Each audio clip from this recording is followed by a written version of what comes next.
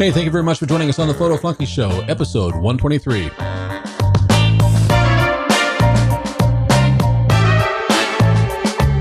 On today's show, we're going to give you 5 tips, maybe more, so you can stop taking average-looking photos.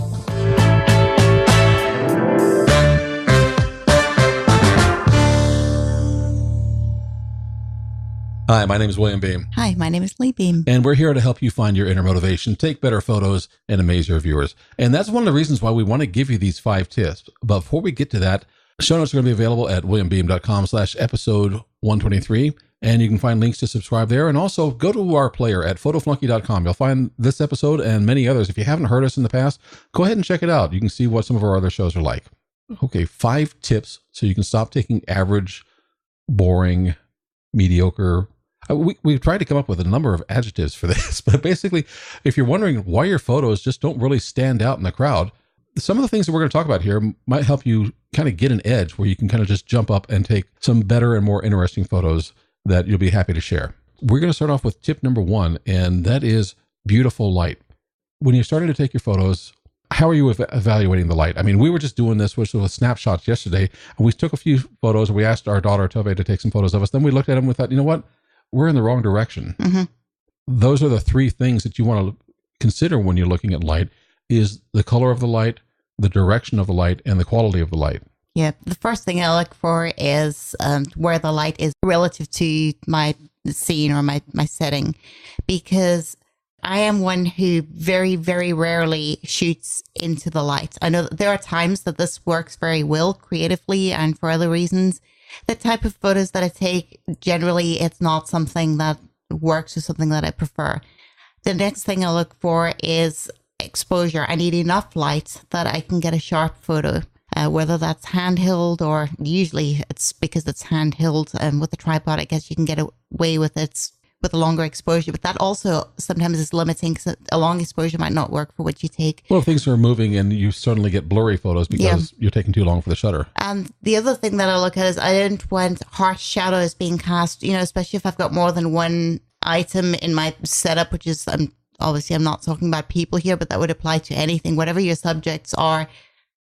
I don't want something to cast a shadow on something else, and it obscures part of the subject that I'm trying to photograph. And that's one of the things when we talk about the quality of light, that's what we're actually talking about, is what is the quality of the shadow that's being cast? Is there any shadow at all? Is it a very harsh, defined line shadow?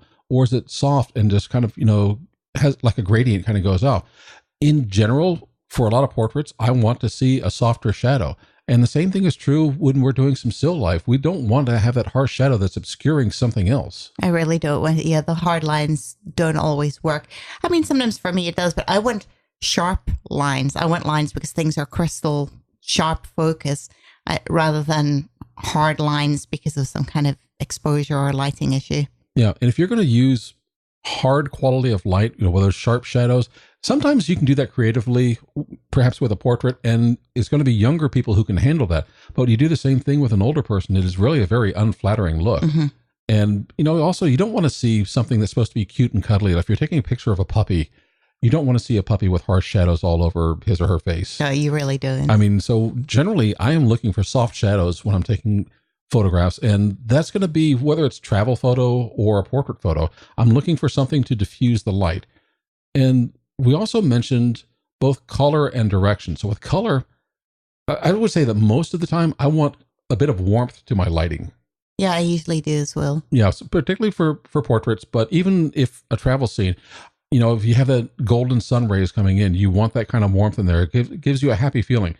And if you're looking at something with maybe some blue tint to the light or something, it makes you feel cold or dead.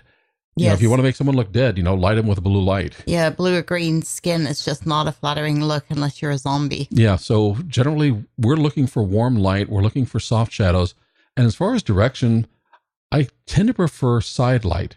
For example, like you're going to have at sunrise or sunset, that seems to give you a nice, very flattering quality of shadow and light. When you're getting something that's lit like from a harsh midday sun, that's when you're going to have those hard shadows, but also you're going to have those shadows in undesirable places. So for example, somebody's chin, you're going to have a hard shadow underneath them. You're going to have a hard shadow under their nose if you've got that upper direction of light. So On the opposite end, I really recommend avoiding flat light. In other words, by flat light, if you've got a very cloudy day and everything looks even, there are no shadows really at all, and everything's lit evenly throughout, that's kind of boring. Yeah, it can be. Unless you've got an interesting background or really interesting subjects and a non-interfering dull background, that can work. Generally, my opinion is shadows are your friend, but you want to control those shadows so that they're kind of soft and they move, in the direction that you want to. But too harsh of shadows or no shadows at all and having the very flat light just doesn't give you any definition on whatever it is that you're shooting. And again, that could be anything from a travel photo to a person to your product photography. Flat light is boring light. Everything is illuminated evenly, so therefore nothing is really standing out. Yeah. All right, our next tip is choose the right angle of view. And I'll be honest, one of my favorite things to do is to get down low. When you're taking a photograph from something from a lower angle, everything looks bigger and it looks a bit more epic. Yes. I'm particularly like this with travel. I want to get down on the ground.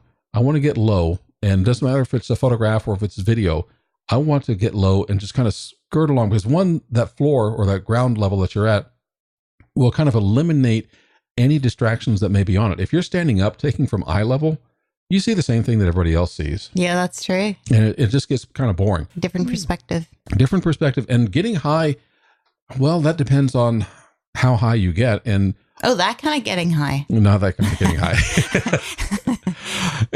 I stand taller than Lee does. But even my eye level point of view is really not interesting compared to anyone else's level of point of view. But if you hold the camera maybe up over your head, or perhaps if you can get on another floor looking down, then you've got something interesting that most people don't see. Yeah, that's true. Yep. One of the things I really like, though, about getting low or getting lower to the ground to take my photos is you almost get like that childlike perspective. It kind of takes you back you don't think about it, but it kind of reminds you of when you're a child and everything is wondrous. Well, for adults, it's easier to step up a level than to get down. Yeah. And it is kind of a pain. Sometimes, you've got to get down on your belly, or there are some tools you can get. You can get a very low tripod. You can get a little platypod, which is kind of like a flat base that you can put your camera mounted on. And you get these wonderful low angles of view. I think for travel photography, those do very well because that ground just leads you right into whatever your subject is. Yes. And also it helps you kind of eliminate a bad horizon line. And this is one of my pet peeves with portraits is you don't want to ruin your subject with a horizon line that goes right through their head or right through the middle of them. That's true. Yeah, I had that last weekend with something. And it really does it just kind of messes up everything. You don't know what's wrong, but you're looking at the photograph and thinking, why does it seem unbalanced? That's true. Oh, I had that last week, and there was a horizon line in our dining room that really irritates me when I want to take photos.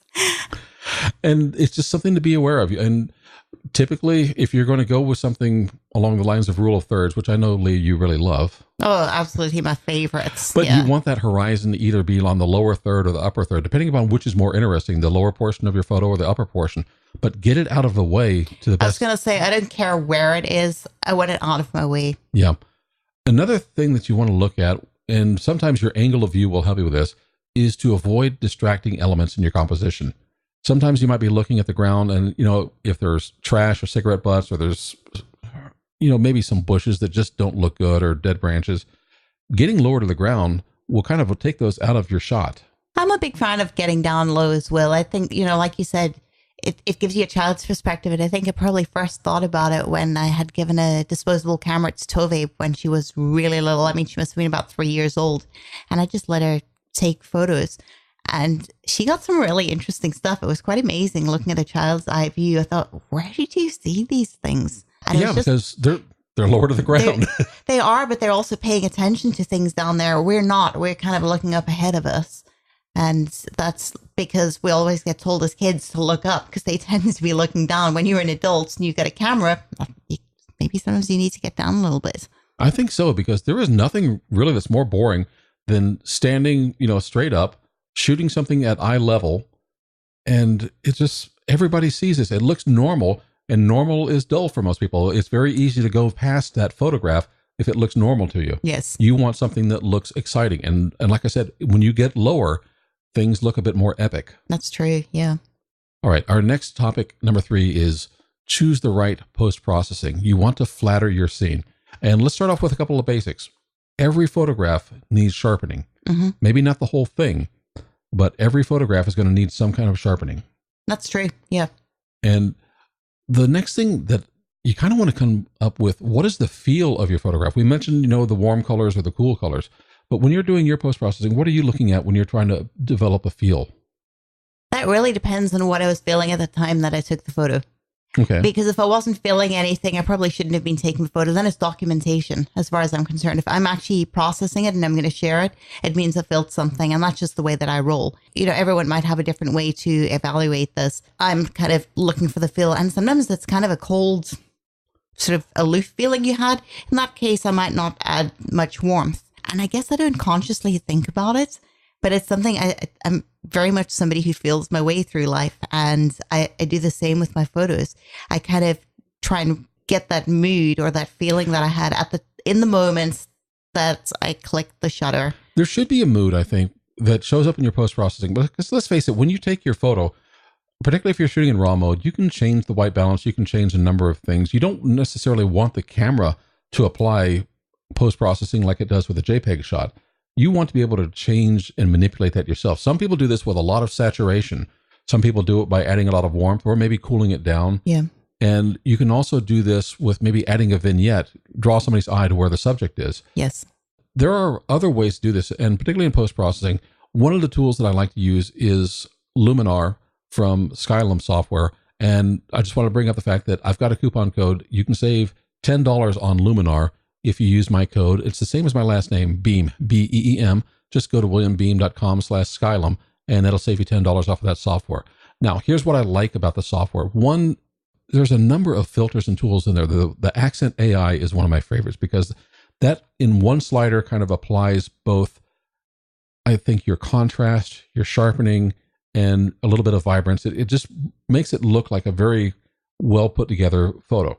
But you can go beyond that. You can add, warm layers. You can go ahead and change the sky, because something that's really boring is like you might be out on a nice day, but the sky just doesn't have any life to it. Maybe by the way you exposed it, maybe it just looks white or gray. Or flat blue. Flat blue, something, and it needs a little life. You can get another picture of a sky that looks good, and with Luminar, it's pretty easy to go ahead and replace that skyline. But I think it gives you a lot of tools that can really help you apply the mood that you want to your photographs. And that's one of the reasons why I use it and one of the reasons I recommend it. Number 4, in most cases, I'm going to recommend using a shallow depth of field. Yeah, I like to do that a lot, especially if I want to accentuate something, but I don't want it to be sitting with a whole bunch of empty space. I would probably have things arranged, as I said. It might be to balance out color. It might be to put whatever it is in context, but I don't want my props to be, or my background to take away from the subject, and shallow depth of field works really well for this. It does. And what you're doing with the shallow depth of field is you're isolating your subject so you can give it more impact. And it's going to draw the viewer's eye, because something that's sharp is going to stand out from the rest that might, be kind of blurry or defocused with the shallow depth of field. But as Lee said, you want to have it in context. So even though you may not be able to read or see specifically what's behind it, you'll recognize the shapes, you'll recognize the colors, and it kind of gives you a feeling that this belongs where it is. Yeah, like I like to often actually, most times, if the light's good enough and there's not too much clutter on the table, I like to take a photo of my beer if I order one. And usually what I like to have is it's either going to be poured into a glass, or the glass is next to it. I always find things on the table from that restaurant to sort of set up as part of my background. And a note to any servers out there, please do not take our menu before she finishes her shot. I cannot tell you how many times I have had everything set up, and as I'm taking the photo, the server will come and just, assume, because I've got my drink, will assume I'm done with the wine list, which is part of my prop, or maybe with the menu, and they just whip it out. Oh, and daggers, right, sweetheart? Oh, absolutely. But shallow depth of field is useful in so many situations. So, for example, if you're taking a portrait, obviously, that's why Apple put, portrait mode, which is kind of faking the shallow depth of field, but it looks good. It makes your subject stand out. The same thing if you're doing food or product photography. It's in context with something, but if you see everything sharp, your subject doesn't really stand out. But if you've got that shallow depth of field with it, that's where the eye is going to go. And also maybe you want to put a little vignette on that, and it just kind of, between the shallow depth of field with your subject being sharp and maybe a little bit more light on it than the rest of the scene, it just really makes everything look better about your subject. Yeah, I like it a lot, that kind of soft look. I know that people said that all the bokeh was overused and everything, but really it works.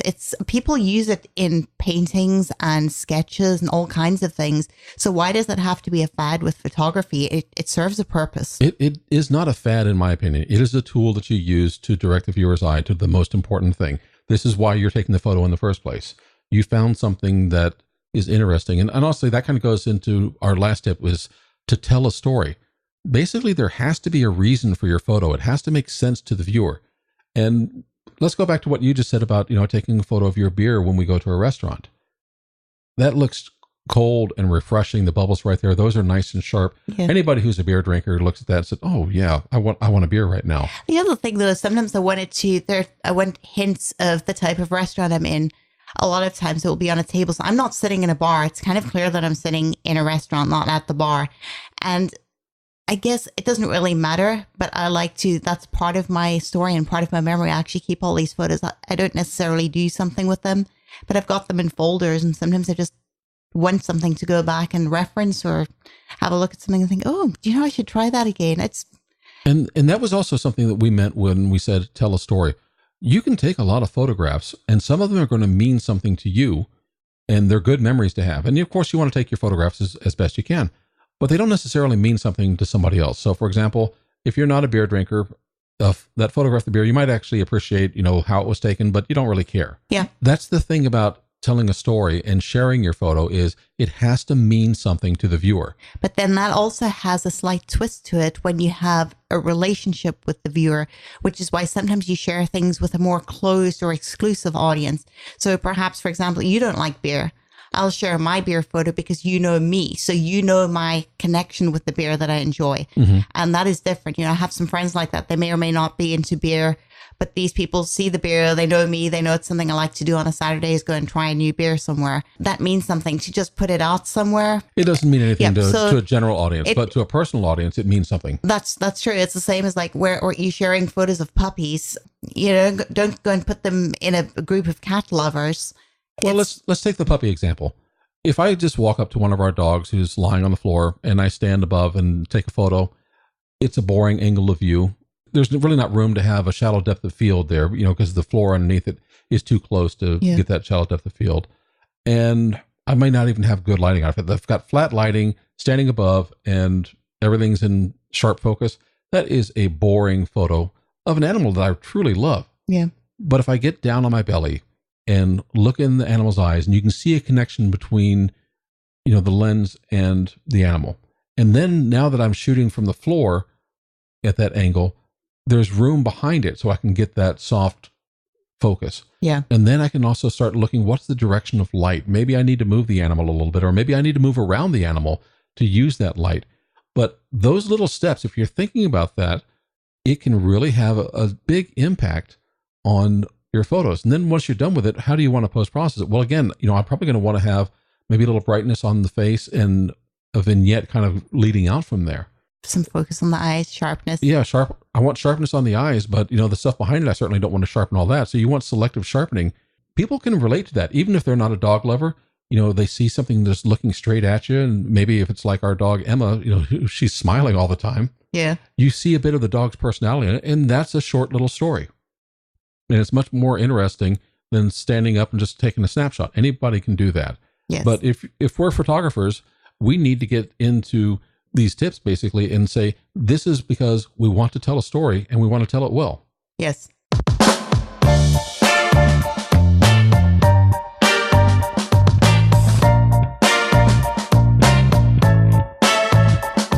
Thank you so much for joining us on the Photo Flunky Show. Show notes are available at williambeam.com/episode 123. And if you're a Lightroom user and performance isn't exactly what you want, I've got a little fix for you. I've got an ebook. It is called Lightroom Classic Performance Hacks, and it's available for free at williambeam.com/LRHacks. I'll put a link to that in the show notes. And of course, we would love it if you would visit us at williambeam.com/iTunes. Leave us a little rating or review. Tell us what you think. We always look at that feedback and try to do something to improve the show if we can. The show is available on iTunes, Google Play Music, Blueberry, and Stitcher Radio. Pick it up wherever you love fine iTunes. Well, I screwed that up, didn't I? Pick it up wherever you find your favorite podcasts. See you next week.